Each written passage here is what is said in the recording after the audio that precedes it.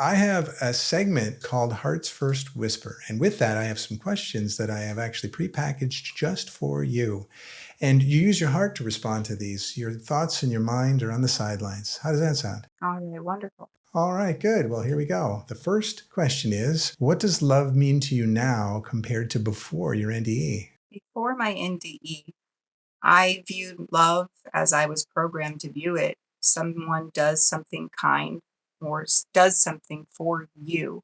You're always expecting to get something out of it. And you're looking for love outside of you because this is the way I was viewing love. Love is something that I benefit. Now, when I think of love, I think of life itself. I think of the flowers and the trees. I think of the water and the ocean. I think of me in a moment where I'm just experiencing life and living authentically. The way that I play with my kids, the way that my family interacts. Love is always present when we're viewing and seeing our world through this perception. So, what I think love is now is life. It's who we are, it's existence. That's great. And by the way, the more you realize that, the more your life really becomes joyful and blissful and loveful, which is good because oftentimes folks don't know when they're looking for love, they look outside themselves and you can't control that at all. And so you're subject to other people's emotions. To share the message to look inside yourself is profound. Is that part of your message as a messenger? Definitely. Uh, I always go within in order to ever experience anything without. Beautiful. Well, hey, that brings us to question number two. If you could describe the risen Christ you saw in one word, what would it be? Oh, that's a tough one because the first thing that comes up is beauty, but then um, joy. I don't know. It's a battle between beauty and joy. There you go. I was guessing that you would say gorgeous because you used that before, but I think that's along the same lines as beauty. And so, yes, is there a term that is beauty and joy all together? Love. It's hard to say. It's hard to put into a single word, but I think what's amazing is when you described the experience that you had. It was so powerful. Yeah, it was a moment I'll never forget. Beautiful. And thanks for sharing that. And number three is when you think of imagination creates reality, what's the most powerful example from your own life? Revision. Imagination creates reality. Every night before I go to rest, if I've had a day that maybe is not preferred, I rewind my day from the last thing I did to the first thing that I did that day.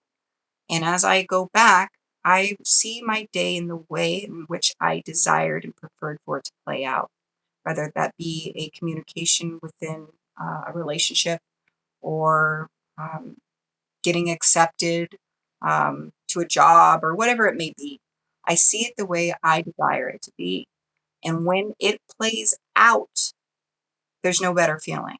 And for me, I have applied this with situations with my family members, and we weren't always on the best terms. And when I go in and I revise conversations to be a different way, and then they end up being that way, I think that's my greatest victory is because I've been able to restore so many broken relationships in my life with the use of my imagination. And of course, by living in that end reality, by being the version of me who is having that conversation. Wow. So that is amazing. So let me make sure I got this part clear. Is it the case that you've had a discussion with someone and it didn't go really as you'd planned? And so you back up from that and you rethink through that and you go, this would be a much better way to actually have that discussion in pure love, in support of each other, and so on. And then the following day, as you see them again, you have an opportunity to communicate again with this revised exercise that you've almost rehearsed and prepared. And from that, you get the outcome you desire. Yes. And I apply it all the time. I think that's where my mind went straight to that one because that is something that I apply in my life daily. So if we are talking more along the lines of something that is like a most powerful transformation with the use of my imagination, it would probably be my body itself, the the liver failure, the kidney disease, always in and out of the hospital, that being banished with the use of my imagination and feeling myself to be healthy, then, that's a pretty big one. And you saw those effects. You went through that imagination exercise, and then you got very healthy. I know we have some before and after photos that we certainly can share, if you like, because it is just such a huge transformation that you went through. And you said, was that over the 4 months? Was the period where it really set in? What was the full time span to the full transformation? 4 months was for the kidneys and liver, and it took about year and a half to 2 years for my body to fully transform into how I desired it to appear. And I mean, I look like a completely different person in the face, in my body, but even my posture and the way I talk.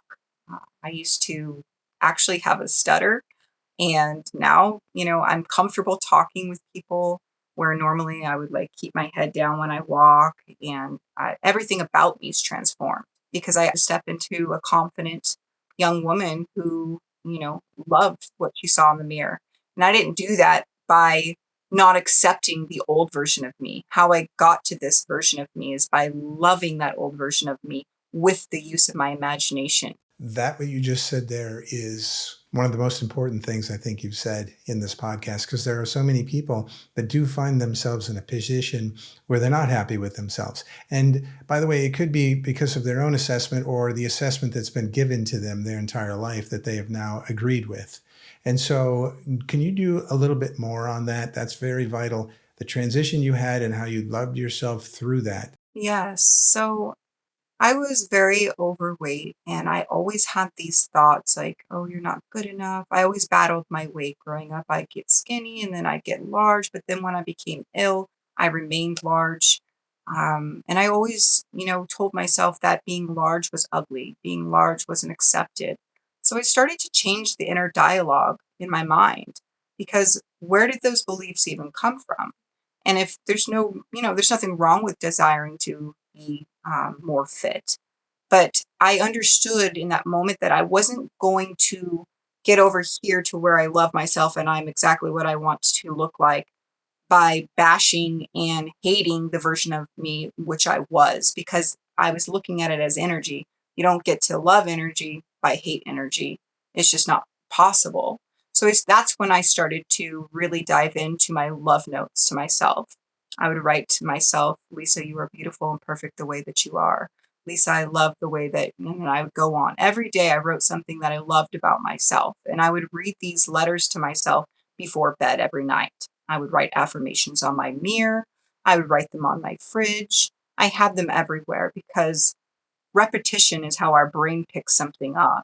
And if I could pick up how my mind was perceiving myself to be, which manifested this version of me, I could use the same formula to, to change it to how I desired to be. So that's why I started writing little notes everywhere. Got it. And that makes sense because that's where people started in the first place. They feel bad about themselves because of repetition. Again, either they were saying it or someone was saying it to them over and over and over. It got programmed into the subconscious mind. So, yes, you feel like, how about repetition and programming over that with some more heartfelt messaging? So that's good. I feel like you could probably write a book, maybe a small one that's just filled with all these love notes that you wrote for yourself and then maybe new ideas on those as well. I think that would be in great demand. Well, now that takes us to number four, which is Neville often said, feeling is the secret. And since returning, how has that truth shown up in your own experience? This has actually changed over the last few months as I play with the use of imagination in all different ways to see the path in which I have the most success with all the different techniques. Feeling is the secret. For the longest time, I felt that it was emotion that he was talking about, that I had to feel this emotion. And when I feel that emotion, then I'll manifest what it is I need to manifest. But over the last few months, I've noticed that when I go into my imagination and I give my five senses an experience, not chasing the emotion, but just for the experience itself, like closing your eyes and seeing where whatever it is that you desire to manifest, Maybe it's going on a vacation to the Bahamas, whatever it may be. And now you're smelling, you're hearing, you're tasting, you're sensing everything, and then you let it go. That right there is the feeling in what she's speaking of. It's the senses. It's not the emotion, because sometimes emotions come in. It's just energy emotion. And when these other emotions come in, it doesn't mean that it's going to uproot what's been done in imagination. And this is something that I've expanded and learned through the use of imagination myself. I always thought that I had to be in this positive, happy attitude all the time, and then I would beat myself up if I wasn't. But now, as I reread Feeling is the Secret, and through my experiences, I understand that it's the senses. That's the feeling. When your senses have an experience, the mind can't tell the difference between an internal event or an external event. And so when you give yourself that experience, it manifests in your world. Oh, yes, I love that last part there for sure.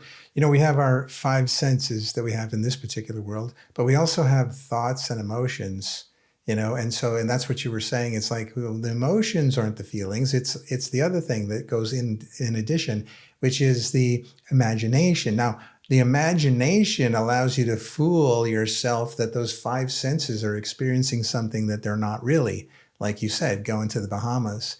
If I can be so creative in my imagination that I'm in the Bahamas on the beach, doing the sun activity and so forth, my subconscious doesn't know the difference of whether I'm actually there or whether my imagination is just really good. And so you can benefit from that. So that is key. So you don't have to worry about whether you're super happy or super sad or super this or super anything. Create a really artistic, creative imagination to drive those senses to where you want those to be, and you'll ultimately end up there. Yes. How I perceive it is that, I mean, I bet many would agree, history repeats itself. It's like we're almost like in this loop of life. I mean, every 7 days there's a Monday, so we're in this loop.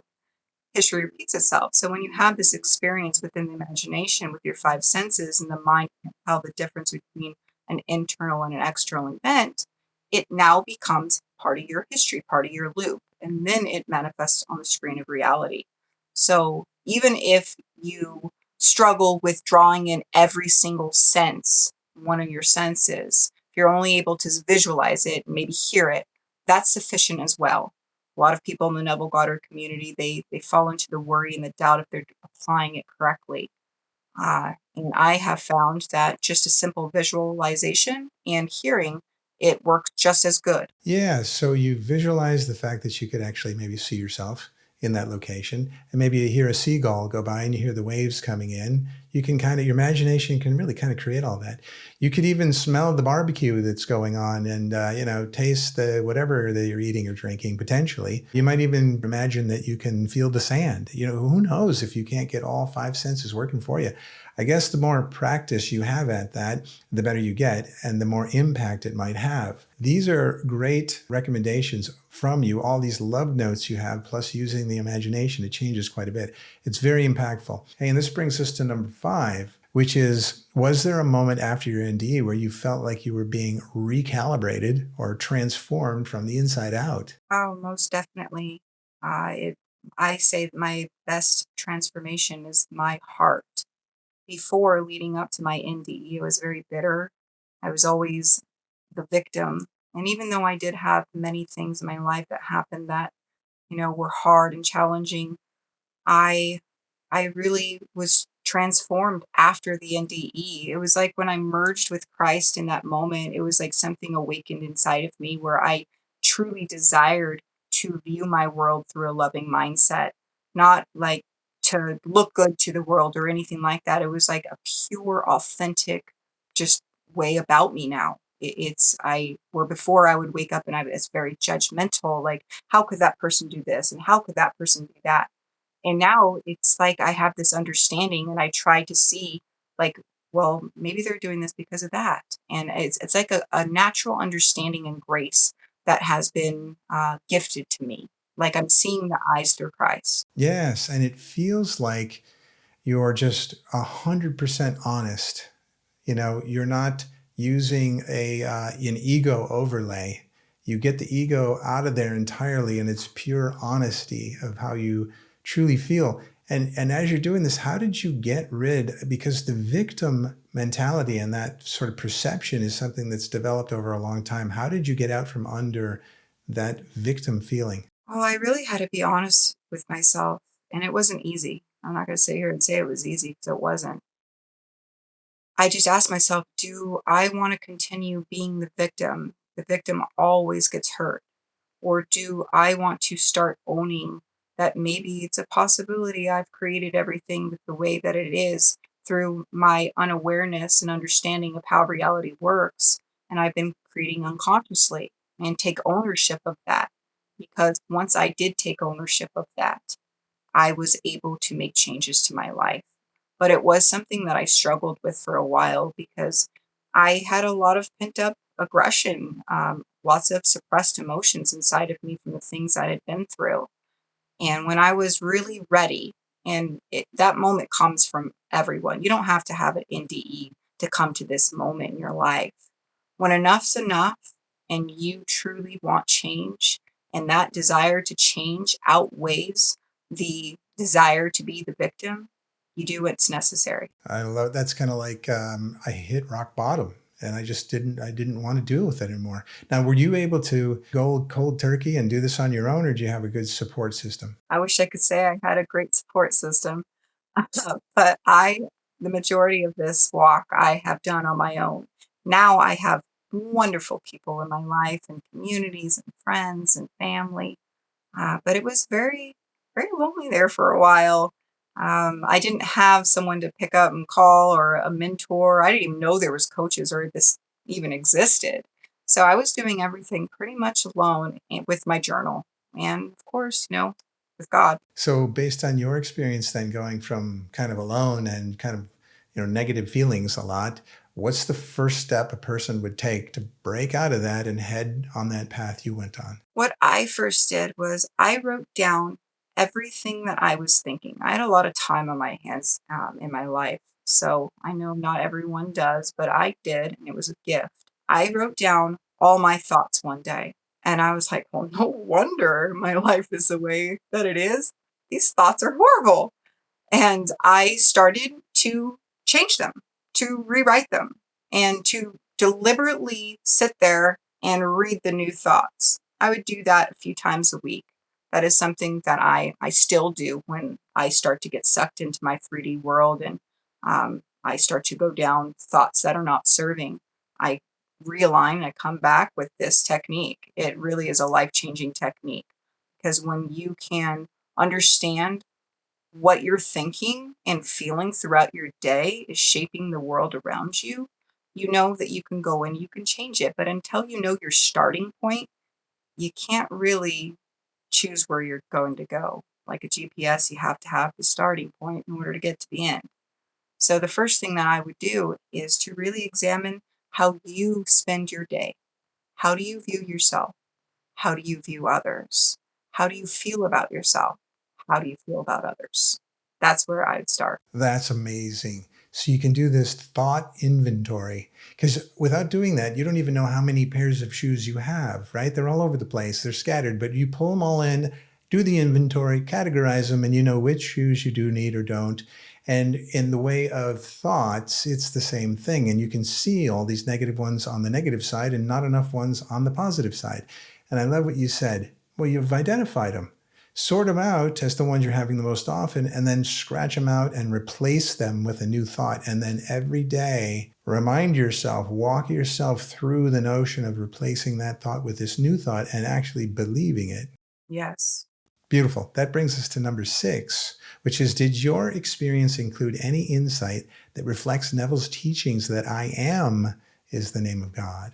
In the actual experience itself, I was not told this, but it was a knowing that was revealed and unveiled in me as I came back from the experience. And it is something that is so undeniably the truth for me. Um, it's just this knowing that I received, and it is a completely new thought for me too. I was raised Christianity, And even though it does say in scripture that my name is I am, I now read scriptures and I can perceive it in a completely different context in which I had previously read it. But yes, I am is the name of God. And I am, anything added to that, is who you are declaring God to be. The God within you and God within me. It is the same God. We are all one. Right, like God is a flame and we are a spark of that flame, but we are I am from the same source. So I guess that's helpful to keep in mind when you're going through a transition of crossing out negative thoughts about yourself and replacing them with positive, because those negative thoughts are going against I am, and that's not real good. Yes, I understood the longest time my mom would always get so mad if someone took the Lord's name in vain. And I never understood, like, what? It's just a word. Like, what? You're being silly. And now I understand what it really means to take the Lord's name in vain. Is when you say, I am ugly, I am stupid, I am in whatever negative thing you want to add after that, that is the true meaning in my perception of how you take the Lord's name in vain. Nice. Strong message there. I love that. All right. And then we go on to number 7, which is, what message would you give to someone who's feeling hopeless right now? First thing I would do is I would breathe. This is what I do in my day-to-day life if I ever have these emotions enter into my field, is I breathe and I breathe it out. I'll sit and I'll quiet my mind for a few moments. And then I will choose deliberately thoughts that make me feel better in that moment. Maybe it won't be a complete turnaround where you're just, oh, overjoyed. But every time that we choose to think something that makes us feel good and expand that, we can shift how we're feeling. We can truly shift into a new frequency, shift our state of consciousness. Maybe say some affirmations, maybe turn on some music that makes you feel good. When you want to come out of the hopelessness, um, first, before ever trying to apply anything with the use of imagination.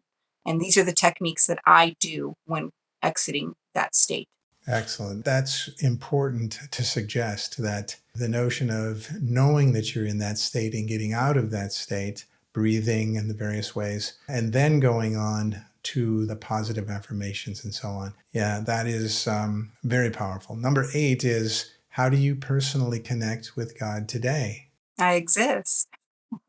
I'm always connecting with God. Everything I do, everything I speak, everything I think, everything I touch, smell, taste. I see God everywhere in everyone and everything. And just by existing is how I connect personally with God daily. Oh, that's amazing. Oftentimes I'll ask the question, where do you consider home is? It's kind of like this. And whether it's on the other side or this side or whatever, but, and then, typically it'll resolve down to home is inside me, wherever I am. And then it sounds like you're saying God is inside me, wherever I am, whatever I'm doing. Very nice. Well, with that wisdom, we come to our final question, which is number 9. If you could send one thought to every soul on earth, what would it be? Imagination creates reality. That's it. If you're packing that punch right there, your day's just going to get better and better. Yeah, definitely. I mean, if before my NDE, I was told imagination creates reality, it would definitely spark an interest where I would want to know why someone would say that. And it would have changed my life. So I just hope that anyone who's watching this video, you do not have to have an NDE to transform your life. Apply the wisdom of imagination creates reality. You'll have the same transformation in which I've had.